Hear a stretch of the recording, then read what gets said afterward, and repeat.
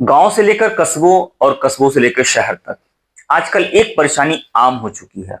आप जहां जाएं आपको 500 रुपए के नोट दिखाई दे रहे हैं। मतलब आप सब्जी लेने जाएं तो 500 रुपये, चाय पीने गए तो 500 रुपये निकाल के देना पड़ रहा है, कहीं बस में ट्रेन में सफर करें टिकट के लिए तो 500 रुपया, और फिर सामने वाला कहता है कि भैया चेंज नहीं है, आप चेंज दे दीजिए। और आपके सामने भी वही परेशानी है कि आपके पास भी चेंज नहीं है। एटीएम में गए तो एटीएम से तो फिर 500 रुपये निकल रहा है। तो फिर 500 500 में हम इतना घिर गए हैं कि 20 50 100 के नोट जाने कहां गायब हो गए। और ये एक बड़ी समस्या बनती जा रही है। अब इसमें हर कोई परेशान है। अच्छा, हर कोई परेशान कैसे है? अब इससे रोज छोटे मोटे रोजगार कैसे वो प्रभावित हो गए हैं, जरा ध्यान से समझिएगा कि अब आप जाते हैं कहीं पे, जैसे कहीं छोटे ठेले पे चले गए सब्जी लेने के लिए। अब 20 रुपया 30 रुपए का सामान लेना है, आप निकाल के दे रहे हैं उसे 500 रुपया। अब वो बंदा कहता है कि भैया चेंज दे दीजिए, मेरे पास चेंज नहीं है, और चेंज तो आपके पास भी नहीं है। तो फिर आप क्या करते हैं? फिर वहां से चले जाते हैं। अब ये परेशानी है। अब सवाल यह है कि परेशानी आई कहां से, इसके पीछे कौन सी साजिश है, क्या सोची समझी रणनीति है सरकार की। मैं दो कारण आज आपको बताने वाला हूं, और वो दो कारण आप देखेंगे सुनेंगे अच्छे से तो बिल्कुल शीशे की तरह से साफ हो जाएगा कि इसके पीछे कौन सी साजिश है। ठीक है। अब आप एटीएम पे जाते हैं तो एटीएम पे भी आपको पता ही है कि एटीएम पे जब जाते हैं तो आजकल तो सिर्फ 500 के नोट निकल रहे हैं। वो आपकी तकदीर अच्छी होगी कि किसी एटीएम पे आपको 100 या 200 के नोट में, 50 के तो खैर निकलेंगे नहीं, बात खत्म हो गई, 100 200 के नोट निकल जाएंगे बड़ी मुश्किल से। तो 500 के ही नोट निकल रहे हैं। तो आखिर ऐसा क्यों है? आखिर इसका रीजन क्या है? तो चलिए, मैंने कहा ना कि दो कारण मैं आपको बताऊंगा। सबसे पहले कारण पे चलते हैं। मैं ये कह रहा हूं कि आपको अपने आप को बैंकर्स मान लेना है, यानी कि आपको बैंकर के नजरिए से सोचिएगा कि आप आरबीआई होते, आप बैंक होते तो आप क्या करते।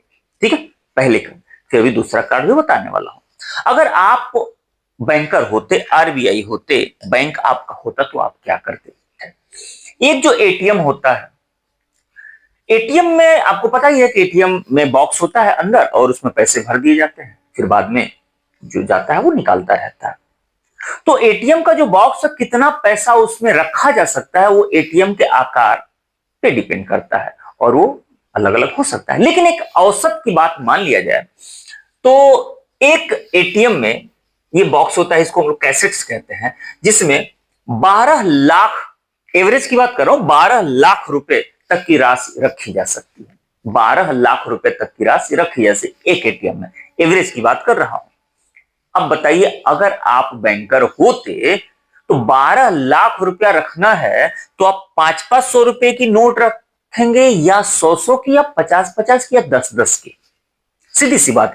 एक अनुमान के तौर पे अगर बात किया जाए कि अगर 10 लाख रुपया रखना हो, सीधी सी बात है, एक मैथ की तरह से देखा जाए, और 500 रुपए की नोट अगर रखेंगे तो 2000 नोट रखना पड़ेगा, काम चल जाएगा आपका। लेकिन अगर वही 200 रुपए की नोट रखेंगे तो 5000 नोट इसमें रखना पड़ेगा, और अगर वही 100 रुपए की नोट रखेंगे तो 10,000 नोट इसमें रखना पड़ेगा। बहुत सारे ऐसे एटीएम हैं इसमें 10,000 नोट तो इसमें आएगा ही नहीं। तो फिर कोई भी बैंकर या आरबीआई का जो प्लान है वो क्या करता है कि इसमें ज्यादा से ज्यादा पैसा रखा जा सके, ताकि बार बार रखने का झंझट जो है खत्म रहे। इसलिए 500 रुपए की नोट, 500 रुपए की नोट हम 2000 नोट इसमें भर देंगे, और 2000 नोट भर देंगे तो काम हमारा चल जाएगा। 100 की नोट रखना पड़ता तो कितना रखना पड़ता? 10,000 नोट रखना पड़ता ना। एक कारण तो ये हो गया। तो होता यह है कि 500 रुपए का नोट रख दिया जाता है, वो बैंक के लिए भी बड़ी सहूलियत है, और हमारे और आपके लिए भी बड़ी सहूलियत है। एक बात। लेकिन जब ये परेशानी आम हो गई कि सारे एटीएम 500 रुपए दे रहे हैं, तो फिर आरबीआई की जो एम्प्लॉय एसोसिएशन है उसके कान खड़े हो गए। अब जाहिर सी बात है, एक आम आदमी आज सीधा आरबीआई के पास तो जाएगा नहीं, जो उसकी एम्प्लॉय है उसके ऊपर प्रेशर बनाना शुरू किया, तो वो एम्प्लॉय एसोसिएशन जो है आरबीआई को लेटर लिखता है। अब जब आरबीआई को लेटर लिखा जाता है तो आरबीआई एक सर्कुलर जारी करती है। अब आरबीआई सर्कुलर क्या जारी करती है, जरा ध्यान से समझिएगा। आरबीआई सर्कुलर जारी करती है कि 30 सितंबर 2025 तक, 30 सितंबर 2025 तक भी जो पीछे बीत चुका है, तो 30 सितंबर 2025 तक आरबीआई ने साफ कहा था कि देश के 75% जो एटीएम है उनमें कम से कम एक कैसेट्स में, मैंने बताया ना कि 4 कैसेट्स होते हैं, यानी कि एटीएम के अंदर 4 बॉक्स होते हैं, तो कम से कम एक कैसेट्स में 100 या 200 के नोट उपलब्ध कराए जाएं। यानी कि 4 कैसेट्स होते हैं, कम से कम 75% एटीएम के एक कैसेट में 100 या 200 के नोट होने अनिवार्य है, ठीक है। लेकिन 31 मार्च 2026 तक यही काम देश के 90% एटीएम में होने चाहिए। यह आरबीआई ने सर्कुलर जारी किया इस परेशानी से बचने के लिए कि 4 कैसेट्स होते हैं, उसमें एक कैसेट में कम से कम 100 या 200 के नोट होने अनिवार्य हैं। लेकिन मजेदार बात यहां है कि आरबीआई के इस सर्कुलर में सिर्फ 100 और 200 का ही जिक्र है, यहां भी कहीं 50, 20 और 10 का जिक्र नहीं है। मतलब यह कि 50 और 10, 20 तो मिलेगा ही, ठीक। तो एक बात तो ये समझ में आई। अब जरा आप बताइए, ये तो एटीएम की बात रही। अब यही काम जो मैंने बताया है यही बैंक के साथ है। अगर आप बैंक हो और बैंक के पास भी एक तिजोरी जिसको हम लोग कहते हैं, अब वो भी क्या करेगा, बैंक के पास भी जो कैश रखा जाता है, अब वो कैश 500-500 रुपए का, सेम यही प्रोसेस वहां भी है। 500-500 रुपए के नोट रखेगा, ज्यादा रख सकता है, 10-10, 20-20 रुपए का रखेगा तो फिर उसके साथ भी परेशानी हो सकती है, ठीक है। तो जब आप जाते हैं, आप उसे 1 लाख रुपया लेना है, अगर आपको बैंक में जाते हैं लेने के लिए, आजकल तो है बैंक में जाने का चलन धीरे धीरे कम होता चला जा रहा है। अगर आप बैंक में जाते 1 लाख रुपया लेना है आपको, तो बताइए बैंक वाला आपको 500-500 की नोट देगा कि 10-10 रुपए की देगा? तो 500-500 की देगा। अब इस तरीके से एटीएम से भी 500 रुपए नोट बाहर आ रही है और बैंक से भी 500 रुपए आ रहा है बाहर। तो इस तरीके से चारों तरफ 500-500 रुपए की बाढ़ आ गई और छोटे जो नोट हैं वो गए। अब आपका सवाल यह होगा कि ये तो पहले भी होता था ना, आज नई बात थोड़ी है कि नया एटीएम तो खुला नहीं, पहले भी एटीएम थे, पहले भी बैंक थे। तो जब बैंक पहले भी थे, ये परेशानी, ये समस्या जो मैं गिना रहा हूं, ये तो पहले भी होनी चाहिए थी। बात आपकी सही है, एटीएम बहुत पहले से है। तो जो आज मैं आपको परेशानी गिना रहा हूं कि एटीएम में ये परेशानी होती है, तो फिर एटीएम में परेशानी तो पहले भी होनी चाहिए थी। तो पहले परेशानी नहीं थी, आज ही ये परेशानी कैसे खड़ी हो गई? तो बात सही है, अगर आप ये सवाल कर रहे हैं, जायज है आपका सवाल। तो अब आते हैं दूसरे कारण पर। मैंने कहा था ना कि मैं आपको 2 रीजन आज बताऊंगा। अब दूसरे रीजन पे आते हैं जहां से शुरू होता है यूपीआई का खेल। पहला रीजन तो आप समझ गए, वो एक परेशानी हो सकती है, एक वो सहूलियत हो सकती है एटीएम और बैंक की। लेकिन इसके पीछे अब यूपीआई का खेल क्या है और इसके पीछे सरकार की सोची समझी रणनीति क्या है, अब उसको जरा समझ लीजिएगा। अब यूपीआई का खेल कहां से शुरू होता है? अब जब आपको पता ही है कि प्रधानमंत्री नरेंद्र मोदी जब बने तो उन्होंने जोर शोर से कहा कि डिजिटल इंडिया, कैशलेस इंडिया की बात उन्होंने शुरू की। और भारत ऐसा देश जहां आज ही जब बच्चा स्कूल जाता है तो उसे 10 रुपया 20 रुपया दिया जाता है। अब बच्चा जब स्कूल जाएगा तो उसे यूपीआई तो करेंगे, हम उस देश के रहने वाले हैं। मतलब कि कैशलेस काफी हद तक हुआ है, लेकिन पूरी तरह से हो नहीं सकता। हमारी सभ्यता और संस्कृति बिल्कुल अलग है। तो अब एक सोचे समझे रणनीति क्या है कि 500 रुपया पकड़ा दिया जाए।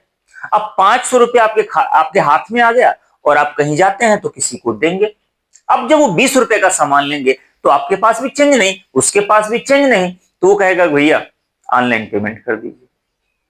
अब मेरे पास चेंज तो है नहीं, तो आप भी क्या करेंगे, आपके पास भी नहीं है तो आप मोबाइल निकालते हैं और ऑनलाइन पेमेंट कर देते हैं। अब इसके पीछे परेशानी है, इससे छोटे मोटे रोजगार प्रभावित हुए हैं। बहुत सारे ऐसे मौके आए हैं कि जब आपके पास चेंज नहीं होता है, आप मार्केट में भटक जाते हैं कोई सामान लेने के लिए, 2 रुपए 4 रुपए 5 रुपए 10 रुपए का सामान लेना है, उसके पास भी चेंज नहीं, आपके पास भी चेंज नहीं, तो फिर आप सफर करने लगते हैं। खैर, तो सरकार की जो सोची समझी रणनीति है ये भी काम कर रही है। ऐसा नहीं है कि बैंक और एटीएम आपको 10, 20, 50, 100 के नोट नहीं दे सकते, लेकिन इस सरकार के सब कुछ इशारे पर है कि ज्यादा से ज्यादा 500 रुपए सर्कुलेट किया जाए, छोटे नोट को दबाया जाए, ताकि लोग यूपीआई और डिजिटल इंडिया में पूरी तरह से एकदम उसमें मस्त हो जाए। अब इसका असर हुआ है, अब कैसे असर हुआ है कि जैसे यही देख लीजिए, मान लीजिए आप बस में सफर कर रहे हैं। अब बस में सफर कर रहे हैं, टिकट कितने का है? टिकट है सिर्फ 50 रुपए का, और ये भाई साहब मांगे तो आपने दिया इनको 500 रुपए निकाल करके, तो ये क्या कहेंगे कि भैया चेंज नहीं है। कंडक्टर जो ये है ये कहेगा भैया चेंज नहीं है, 500 रुपया है, अब आपको 450 रुपए में वापस कैसे करूंगा? तो फिर आप क्या करेंगे? आपने निकाला फौरन मोबाइल निकाला, और जब मोबाइल निकाला इनको 50 रुपया यूपीआई कर दिया, रास्ता आसान हो गया। 500 रुपया आपने दिया, उन्होंने कहा कि नहीं है भाई, आप बस से उतर तो जाएंगे नहीं, अब बस से नहीं उतर जाएंगे तो आपने यूपीआई कर दिया। ये शहरों की बात ही नहीं है, यहां तक कि ये पूरी तरह से गांव के छोटे छोटे स्तर तक ये पहुंच चुका है कि जब आप एक सब्जी, जो ठेले पे सब्जी बिकती है गांव में, आप जब सब्जी लेने जाते हैं, अब कुछ भी ले लीजिए, टमाटर आलू कुछ भी लीजिए, 20 रुपए का लेना है, अब आप 500 रुपए की नोट देंगे, ये आंटी जी कहेंगे कि ना बेटा मेरे पास चेंज नहीं है, तुम चेंज दो। तो या तो हम वापस चले जाएं, लेकिन वापस कैसे जाएंगे? लेना है ना, सब्जी तो लेनी ही है। तो फिर आप क्या करेंगे? आप मोबाइल निकालेंगे और 20 रुपए इनको यूपीआई कर देंगे। मतलब कि इसके पीछे सरकार की सोची समझी जो रणनीति है यूपीआई को और डिजिटल इंडिया, कैशलेस इंडिया बनाने की, सरकार उस पर पूरी तरह से आगे बढ़ रही है। यही कारण है कि 500 की बाढ़ में 10, 20, 50 के नोट आजकल दिखने धीरे धीरे करके बंद होगा। खैर, इससे काफी फायदा भी है देश को। इसमें जो काला धन का जिक्र होता है उससे बहुत छुटकारा मिलेगा। कैशलेस इंडिया होगा तो सब कुछ शीशे की तरह से साफ होगा। लेकिन अब आप कमेंट करके बताइए कि लोगों की छोटी छोटी परेशानियां, एक एक गरीब तबके, इस परेशानी के दम पर डिजिटल इंडिया बनाना कहां तक जायज है? क्या यह सही है? क्या इस डिजिटल इंडिया बनाने के चक्कर में ये परेशानी गवर्नमेंट को दिखाई नहीं देती है? आप क्या सोचते हैं इसके बारे में? कमेंट करके जरूर बताइएगा। और वीडियो अच्छा लगा हो तो चैनल को सब्सक्राइब तो कीजिएगा, वीडियो को लाइक भी कर दीजिएगा, किसी को बार शेयर भी कर दीजिएगा। मिलते हैं ऐसे किसी मजेदार टॉपिक के साथ, वीडियो के साथ। तब तक आप अपना ख्याल रखिए।